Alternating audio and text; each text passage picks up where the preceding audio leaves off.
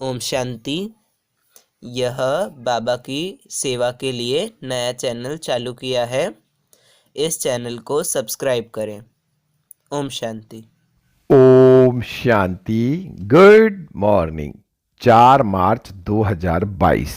मीठे मीठे बाबा की मीठी मीठी मुरली का मीठा मीठा मनन हम सब फरिश्ते मिलकर बाप दादा के साथ करते हैं। बाप दादा संदली पर बैठे हैं और हम सब फरिश्ते बाप दादा से दृष्टि ले रहे हैं और वरदानों से भरपूर हो रहे हैं। बाबा बोले, आज की मुरली से क्या शिक्षाएं ली? मीठे बाबा, आज आपने हमें बहुत प्यारी प्यारी शिक्षाएं दी। बाबा, आज आपने कहा, मीठे बच्चे, रात को जागकर कमाई करो, अमृत वेले उठने की आदत डालो। मीठा बाबा हमारे पर कितना रहम करता है कि बच्चे, जो तुम्हारे ऊपर 63 जन्मों के विकर्म है ना, वो विकर्म कैसे भस्म होंगे और फिर तुम सतयुग में 21 जन्मों के लिए कैसे सुख पाओगे। तो उसकी विधि बाबा बताते हैं कि अगर तुमने 21 जन्म महाराजा महारानी बनना है और जो 63 जन्म तुमने विकर्म किए हैं उनका बोझा खत्म करना है, तो उसके लिए रात को जाग कर भी मीठे बाबा से रूरियान करो। रात को जागना मतलब बाबा कहते हैं 2 बजे अमृत वेले शुरू हो जाता है। अब कई बच्चे 2 बजे उठते हैं, कई बच्चे 2:30 बजे, कई 3 बजे, कोई 3:30, कोई 4 और 2:30 से 4:45, लगभग 2.25 घंटे। ये इतना अमृत वेला पावरफुल करना है जिससे मेरे 63 जन्मों के विकर्म भी भस्म हो और मैं आगे चारों सब्जेक्टों में ऊंच पद पाऊं। सबसे पहले क्या है? ज्ञान, योग। योग जितना होगा हमारा, क्योंकि बाबा ने हमें मुरली सुनाई, ज्ञान दिया, संगम पर आकर बाबा ने हमें कितना बारीकी से और कितना बड़े प्यार से, कितना हल्के ढंग से सारा ज्ञान दिया। ज्ञान और फिर योग। जब ज्ञान और योग में हम पावरफुल होंगे, ज्ञान अच्छा होगा, जो बाबा की मुरली हैं वो अच्छी समझ आएगी, और फिर योग होगा, और फिर जब ज्ञान और योग होगा तो हमारी धारणाएं भी होंगी, और जब हमारी धारणाएं होंगी तो हमारी सेवाएं भी अच्छी होंगी।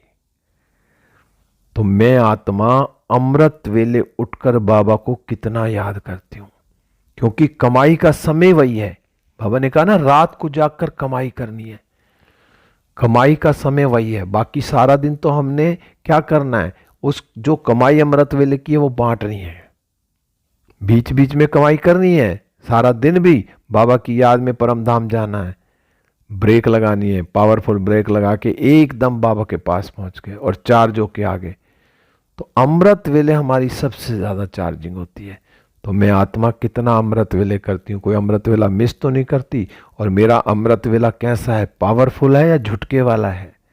तो मुझे अमृत वेले पूरा पूरा अपने पे ध्यान देना है कि मैं अमृत वेले बाबा के साथ करंट कितनी ले रही हूँ। बाबा की करंट जितनी मैं बाबा की करंट लूंगी उतनी मेरी बैटरी चार्ज होगी, और जितनी मेरी बैटरी चार्ज होगी तो फिर मैं औरों को भी चार्ज कर सकूंगी। फिर बाबा, आज आपने प्रश्न में पूछा, जब हम शुरू शुरू में ज्ञान में आते हैं ना, तो जो नशा चढ़ता है, बाबा ने कहा उस नशे को स्थायी रखने की विधि क्या है। अब कई बच्चे कहते हैं, मैं आत्मा भी कहते थे, जो शुरू शुरू में मुझे जोश था, जो नशा था, वो नशा कहाँ गया? तो आज बाबा ने उसकी विधि बताई, वो स्थायी रहे नशा। जब शुरू शुरू में बच्चे आते हैं तो बहुत कुछ प्रतिज्ञा कर लेते हैं कि बाबा आप जो कह रहे हो सही है, मैंने ये भी किया, ये भी किया, ये भी किया। फिर धीरे धीरे वो प्रतिज्ञाएं फिर टूटनी शुरू हो जाती हैं। वो ना टूटें उसके लिए बाबा ने आज विधि बताई कि सबसे पहले जो हम प्रतिज्ञाएं करते हैं ना, जब नए नए बच्चे बनते हैं बाबा के, और जो जो प्रतिज्ञाएं करते हैं उसको हम डायरी में लिख लें, क्योंकि कई बार वायदे करके ना भूल जाते हैं। और जो कहते हैं ना, कहावत भी है, लिखतम के आगे बख्तम क्या करे। तो बाबा ने आज स्पेशल कहा कि जब नए बच्चे प्रतिज्ञा करते हैं ना और बाबा से, और वो प्रतिज्ञाएं डायरी में लिख लें, एक एक पॉइंट डायरी में लिख लें, उसको नोट कर लें और उसको फिर बार बार रिवाइज करना है। बाबा में चार्ट के लिए भी कहते हैं सारा दिन का पोता मेल दो, और बाबा ने कुछ दिन पहले भी कहा कि सारा दिन में रात को नहीं देना, बीच बीच में भी देना है। अगर रात को दिया तो सारा दिन तो जो वेस्ट हो गया फिर तो गड़बड़ होगी, तो बीच बीच में भी जब पोता मेल देंगे, अपना चार्ट देखेंगे तो उसी टाइम सुधार करेंगे। तो ऐसे ही जो नए बच्चों ने प्रतिज्ञाएं की वो डायरी में लिखें। तो हम भी आज डायरी में अपनी प्रतिज्ञाएं लिखें, जो पहले करी थी वो भी लिखें और जो अब कर रहे हैं वो भी लिखें। जब हम प्रतिज्ञाएं लिखेंगे फिर उनको रिवाइज करेंगे तो नशा स्थायी रहेगा, कोई चीज भूलेंगे नहीं। अगर नहीं लिखेंगे तो फिर भूल जाएंगे। तो पहले लिखें कि ये प्रतिज्ञाएं की और उसको बार बार रिपीट करें, तो फिर हमें स्थायी नशा रहेगा। बाबा ने कहा नहीं लिखेंगे तो क्या होगा, नहीं तो माया के तूफानों में आने से नशा उड़ जाएगा, क्योंकि माया के तूफान तो आएंगे ही आएंगे, परिस्थितियां तो आएंगी, परिस्थितियों को कोई नहीं रोक सकता। लेकिन अगर मैं बाबा की याद में हूं और मुझे सारी प्रतिज्ञाएं याद हैं तो मेरा परिस्थिति कुछ भी नहीं बिगाड़ सकती। फिर तो क्या होगा, माया क्या है, कागज का शेर है, पेपर टाइगर, फिर तो ऐसे लगेगा। और अगर प्रतिज्ञाएं भूल गई तो फिर वो जो है ना, माया का तूफान बहुत तेज आएगा। बाबा ने कहा अगर चलो चलते चलते कभी भूल हो भी जाती है, बाबा कई बार कहते हैं, मम्मा भी ये बात कहती थी, अगर कोई भूल हो गई, एक बार भूल वो दोबारा ना हो। बस एक भूल हो गई तो वो दोबारा जिंदगी में वो भूल ना हो, क्योंकि पता है कि वो गलती हो गई मेरे से, वो गलती दोबारा नहीं हो। अगर वो दोबारा गलती होती है ना तो फिर तो वो एक के बाद एक के बाद एक के बाद वो वृद्धि को पाती जाएगी। फिर तो वो आत्मा सोचती है अब एक बार हो गई, दो बार हो गई, तीन बार हो गई, फिर वो संस्कार बन जाती है। तो ऐसा नहीं करना, एक गलती एक बार हो गई, वो दोबारा जिंदगी में गलती नहीं होनी चाहिए। तभी जो है ना हमारे ऊपर क्या होगा, स्थायी रहेगा नशा, बाबा का स्थायी नशा रहेगा। तो बाबा ने आज बताया कि स्थायी नशे की विधि बता दी बाबा ने, कि हमें एक तो डायरी पे सब कुछ नोट करनी है, जो भी प्रतिज्ञाएं करी हैं, और उन प्रतिज्ञाओं को बार बार जो है ना रिवाइज करना है। जितना रिवाइज करेंगे उतना जो है ना हम जो है ना हमारी अवस्था जो है ना पक्की रहेगी, स्थायी रहेगी। फिर हम जो है ना माया के तूफानों से डरेंगे नहीं। फिर आज बाबा ने गीत चलाया, दुखियों पर रहम करो माँ बाप हमारे। बाबा ने कहा ये गीत कितना अच्छा है, क्योंकि बाबा ने कहा दुखी तो सारी दुनिया है, और याद भी करते आए हैं कि तुम माता पिता और हमारे ऊपर कृपा सुख घनेरे करते हैं। तुम्हारी कृपा से ही बाबा ने कहा कि माता पिता को क्या कहते हैं बच्चे, कि तुम्हारी कृपा से सुख घनेरे मिलते हैं। बाबा ने कहा इस समय तो सारी दुनिया दुखी है, इसलिए फिर बाप को याद करती है। अब देख ही रहे दुनिया का हाल क्या हो रहा है, तो अब इतनी दुनिया दुखी है, अब परमात्मा को याद करती है। तो बाबा ने कहा तो बाप को याद करती है तो माँ को भी जरूर याद करेगी।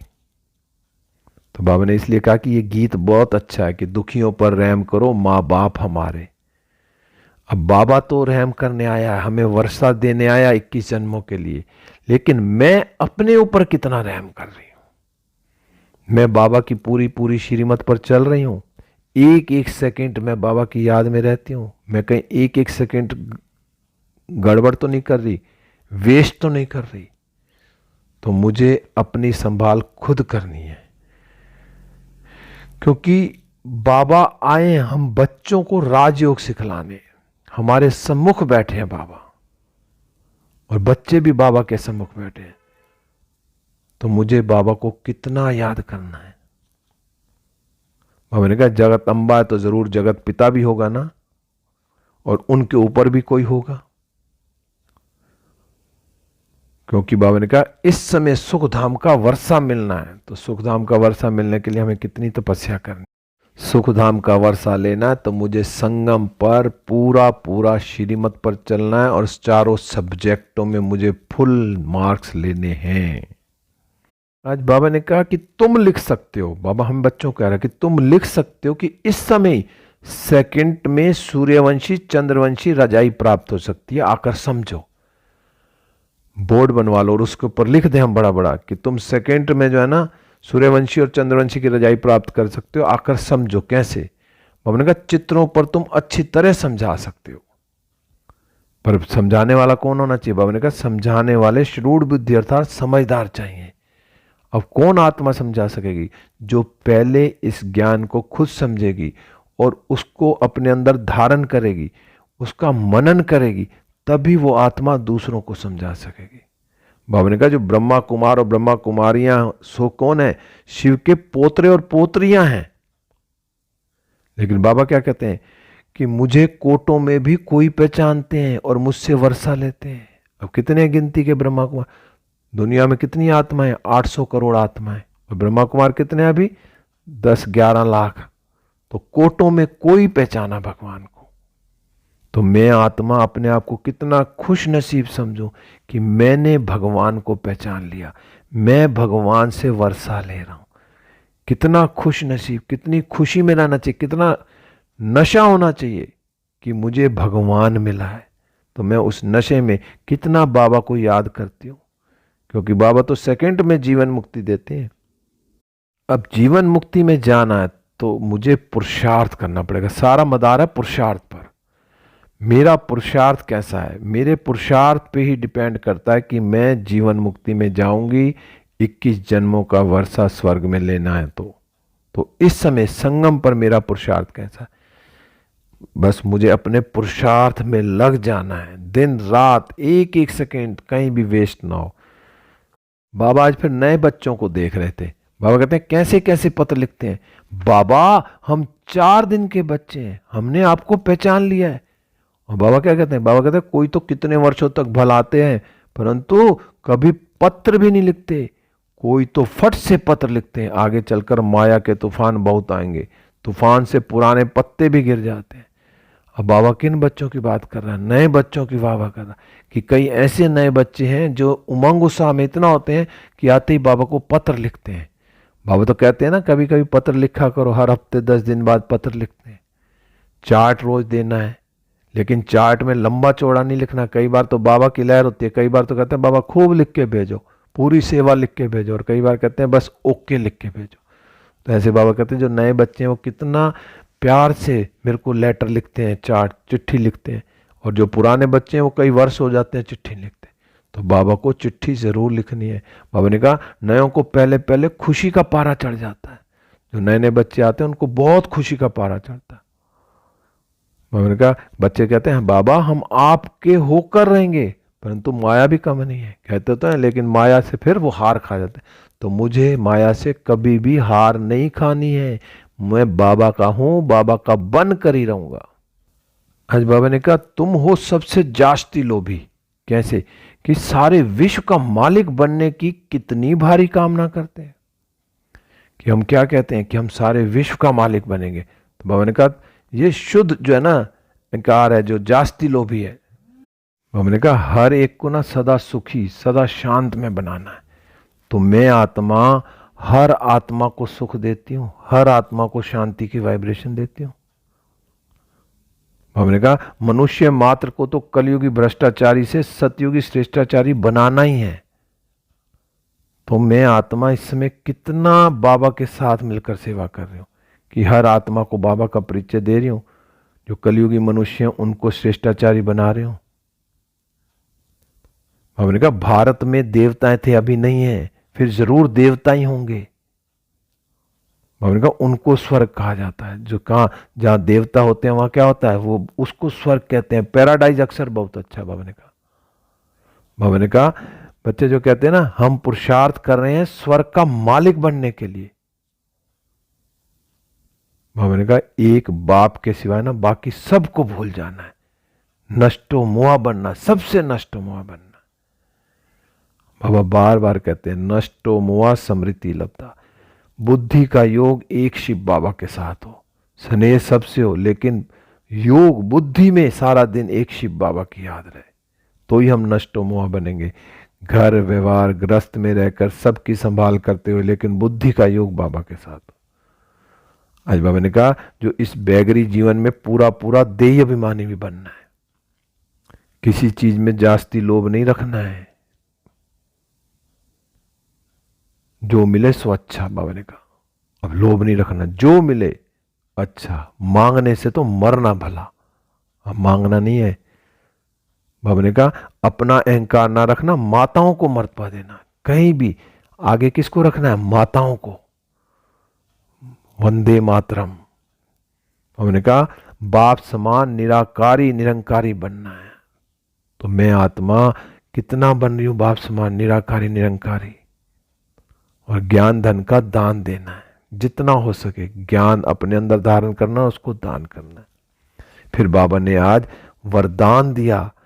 बाबा ने कहा विश्व कल्याणकारी भव, विश्व कल्याणकारी भाव। और कैसे बनेंगे विश्व कल्याणकारी भाव? बाबा ने कहा चारों ही सब्जेक्ट को अपने स्वरूप में लाने वाले विश्व कल्याणकारी भाव। अब बाबा की पढ़ाई के 4 सब्जेक्ट हैं, अब उन चारों सब्जेक्टों को मुझे अच्छी तरह अच्छे नंबरों से पास होना है। बाबा ने कहा जो पढ़ाई के जो 4 सब्जेक्ट है ना, उनमें से 1-2 के साथ उनका संबंध है आपस में, उनका उन सब सब्जेक्टों का जो चारों सब्जेक्ट है ना, उनका एक दूसरे के साथ संबंध है। बाबा ने कहा जो ज्ञानी तू आत्मा ना, वह योगी तू आत्मा भी अवश्य होगी। सबसे पहले क्या है, ज्ञान। अगर मुझे ज्ञान समझ आ गया तो ज्ञान के आधार पर मैं योग में भी अच्छी जाऊंगी। और जब ज्ञान और योग दोनों नेचुरल हो जाएंगे कि मुझे बाबा ने जो ज्ञान दिया, जो बाबा संगम पर आकर जो मुझे बाबा ने ज्ञान दिया, मुझे अच्छी तरह मेरी बुद्धि में बैठ गया, मुझे पूरा निश्चय हो गया कि भगवान पढ़ा रहे हैं। और जब ज्ञान बैठ गया तो मेरा योग भी अच्छा लगेगा। और जब ये दोनों चीज नेचुरल हो जाएंगी ना, बाबा ने कहा जब ये नेचुरल युक्ति युक्त व श्रेष्ठ होंगी तो फिर क्या होगा, फिर जो स्वभाव संस्कार धारणा स्वरूप होंगे, जो मेरा स्वभाव होगा। और जो फिर तीसरा सब्जेक्ट क्या है, धारणाएं। तो धारणाएं भी मेरे अंदर आने लगेंगी। और बाबा ने कहा जिनके पास ये तीनों सब्जेक्ट होंगे, ज्ञान, योग और धारणा, तो फिर जब ये तीनों सब्जेक्ट होंगे, उनको ये अनुभूति का खजाना मिलेगा, तो वो फिर सेवा तो अपने आप ही करने लगेंगे, सेवाधारी तो स्वतः ही बन जाएंगे। तो सबसे पहले मुझे ज्ञान में बहुत तेज जाना है, फिर ज्ञान होगा तो योग लगेगा, ज्ञान और योग होगा तो धारणाएं होंगी, धारणाएं होंगी तो सेवा भी ऑटोमेटिक होगी। बाबा ने कहा जो इन चारों सब्जेक्टों में नंबर 1 लेते हैं ना, उन्हें ही कहा जाता है कि विश्व कल्याणकारी। और विश्व कल्याणकारी बनना तो मुझे चारों सब्जेक्टों में अच्छे से पास होना। फिर आज बाबा ने स्लोगन में कहा कि माया के विकराल रूप के खेल को साक्षी होकर देखो तो निर्भय रहेंगे। बाबा तो कई बार कहता है कि हर सीन को साक्षी होकर देखो। जितना हम सब चीजों को साक्षी होकर देखेंगे, उतना निर्भय होते जाएंगे। तो मैं आत्मा कोई भी परिस्थिति हो, कैसी भी परिस्थिति हो, कल्प पहले वाली ड्रामा बना बनाया है। कल्प पहले भी ये परिस्थिति आई थी, अब भी ये आई है। तो ये खेल समझना है। हम उस खेल समझेंगे, साक्षी होकर देखेंगे तो हम सदा निर्भय रहेंगे।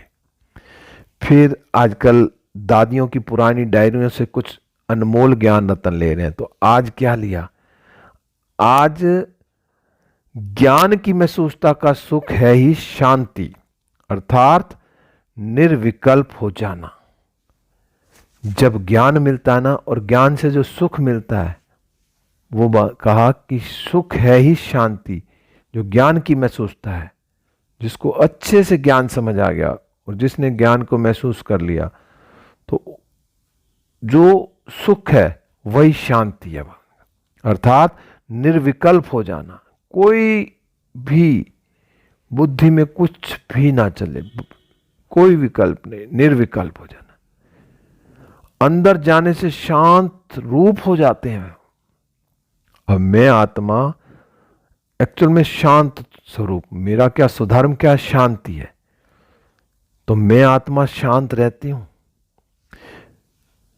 इस अविनाशी ज्ञान से संपूर्ण शांति के स्थान पर जाए पहुंचते हैं।